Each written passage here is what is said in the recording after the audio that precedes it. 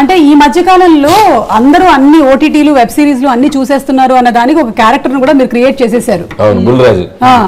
So Bulraju గురించి ఆ character ని క్రియేట్ చేయడం వెనకాల జరిగిన స్టోరీ గురించి ఏమైనా చెప్తారా? అంటే యాక్చువల్ గా ఓటీటీ అనేది it's like it's for an entertainment, but at the same time you have to be cautious with the kids. Correct. ఎందుకంటే దాంట్లో ఒక్కొక్కసారి తెలుగు మరి ఇంగ్లీష్ ఫిల్మ్స్ కి బూతులు చాలా ఘోరంగా ఉంటాయి.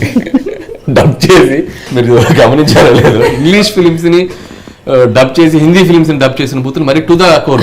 మనీ హేస్ట్లు.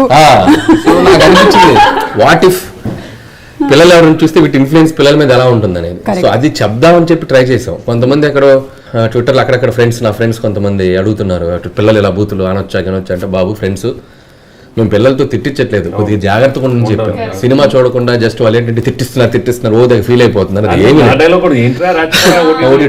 సో మనం వీఆర్ టెల్లింగ్ గుడ్ ఒక చిన్న మ్యాటర్ చెప్తున్నాం, ఇలా అవుతారు పిల్లలు అలా చేస్తే అని. ఇప్పుడు స్మోకింగ్ యాడ్ చెప్తున్నాం, మనం సిగరెట్ తాగి చూపిస్తేనే కదా స్మోకింగ్ యాడ్ చేయొద్దు అని చెప్పేది. సో లైక్ దట్ మనం పిల్లోడి చేత 4 ఇలా అనిపించడం వల్ల అమ్మో ఓటీటీలు కొద్దిగా పిల్లల్ని దూరంగా పెట్టాలా, బుల్రాజు గారు అయితే తయారవుతారు అని చెప్పి మనం చెప్పడానికి ఒక చిన్న చేసాం. కానీ థియేటర్లో అంటే వాడు చెప్పినా కూడా క్యూట్గా ఉంది, అది ఎక్కడ ఎబ్బెట్టుగా లేదు.